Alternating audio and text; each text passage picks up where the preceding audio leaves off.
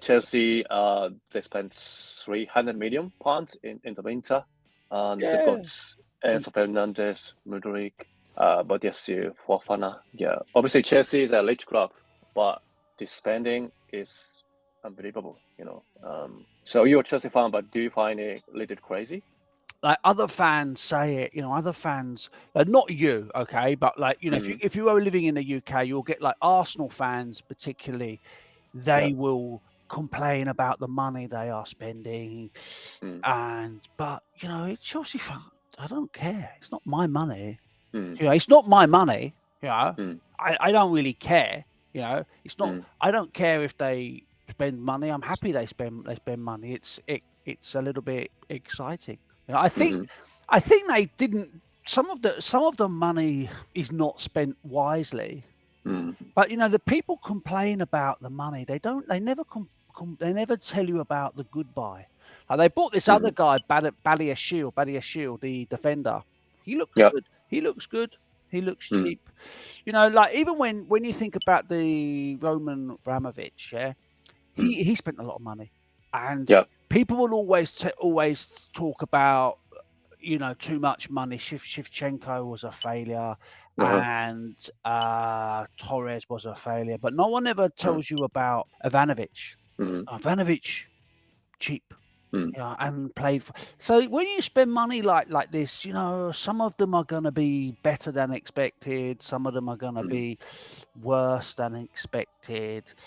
So I think it looks okay. Enzo Fernandez looks really good. Yeah, it looks really good. Yeah. I think where Chelsea have been clever, or where the new owners have been clever, is they've done this thing where they've signed them all for long-term contracts. And people are going, and again, you'll get a negative point of view from other fans and from the press, and they're going to say, well, what if they fail? You're going to be stuck with them. And it's just like, I don't think so. I mean, because they're young. I mean, what you're going to be stuck with, you tend to get stuck with the older players who are on big contracts. But I mean, even if you look at Werner was not a success at Chelsea. But because he was young and because he was a success somewhere else, easy to sell him. Same as Rudiger. Do you know Rudiger? He read in the Spanish press that he's not doing well. And again, the press was saying, he's a good player when they play five at the back. Yeah. But in four at the back, he's not. He's okay, but he's not great. He comes forward. He's a little bit like David Luiz, but there is a lot of similarities. You play David Luiz in a five. He brings the ball forward. Someone covers for him. He looks like an amazing player. You play him in a four. He's out of position. He makes mistakes. And that's Rudiger's it's not as obvious, and the Spanish fans were complaining about him can't get inside. So I don't really know. You don't really heard a lot. When he first went there, I think he did well. Are supporters criticizing Graham Potter? No. Graham Potter, yeah. Okay. Because ultimately it's the manager's response. I mean, I think with the players that they bought, they lost to Southampton. Southampton are the bottom club. I mean, like what I think there's a minimum standard. And I think the problem with Graham Potter is he was a gamble.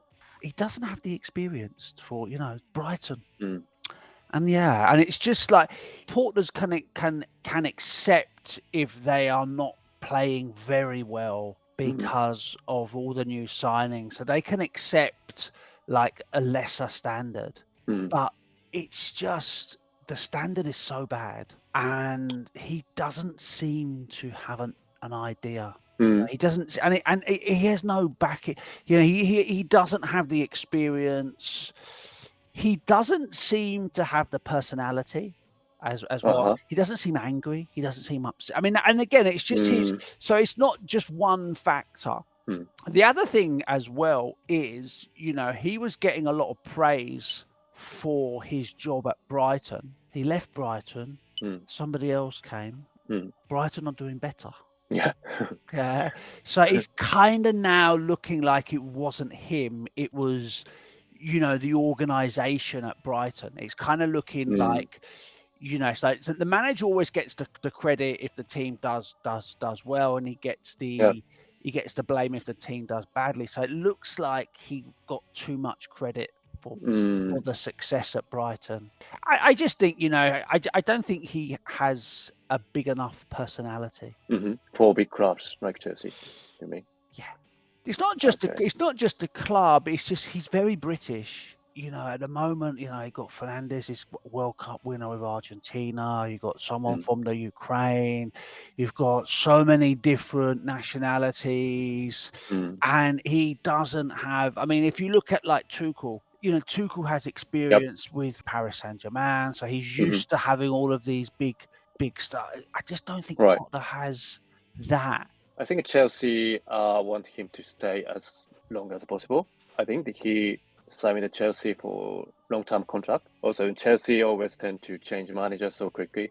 But this is a new Chelsea. So Roman Abramovich changed the managers quickly. This is a new Chelsea, so you don't know. Right. And again, I don't know. With the long-term contract, initially you think it's because they have faith in him, but it seems to be their policy where they give everybody a long-term contract, so they're spreading the cost. Okay. So, and this is what we say, rabbit in the headlights. So it's like he's looking at the headlights, and you know something bad is going to happen, but he doesn't know what to do. It's like and that's what he looks a bit like, you know, rabbit in the headlights. He just doesn't know what to do. You know, he's losing games. You know, like the car's coming towards him. He's not being successful, and he doesn't seem to have any plan to escape this situation.